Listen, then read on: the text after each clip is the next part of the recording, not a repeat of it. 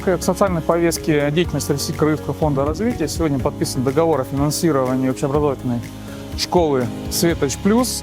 Проект предусматривает увеличение мощности школы почти в 2,5 раза. Со стороны фонда выделено 1,2 миллиона долларов. Это почти 65% от стоимости всего проекта. Проект планируется завершить в очень короткие сроки, практически в течение 3 месяцев.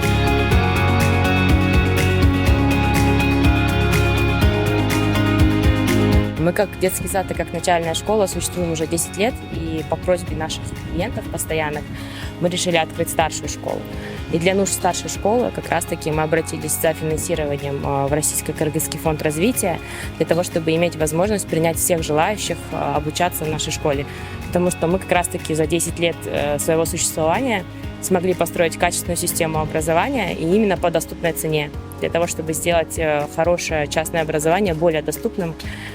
И большое спасибо, что фонд поддержал нашу идею. Само рассмотрение заявки заняло, наверное, 2,5 месяца. Достаточно быстро и оперативно прореагировали. Средства фонда направляются как раз-таки на расширение учебных площадей школы, на строительство, на возведение дополнительного этажа. Сейчас в настоящий момент 150 детей учатся, и вместимость будет до 400 детей.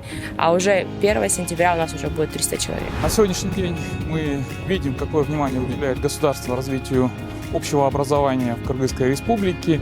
Только в городе Бишкек нехватка образовательных учреждений составляет почти в 2,3 раза. И, конечно, Российский фонд развития не может в этой ситуации оставаться в стороне от финансирования проектов в сфере образования. На текущий момент у нас 2 школы уже реализованы, введены в эксплуатацию, и еще 5 проектов строятся в регионах.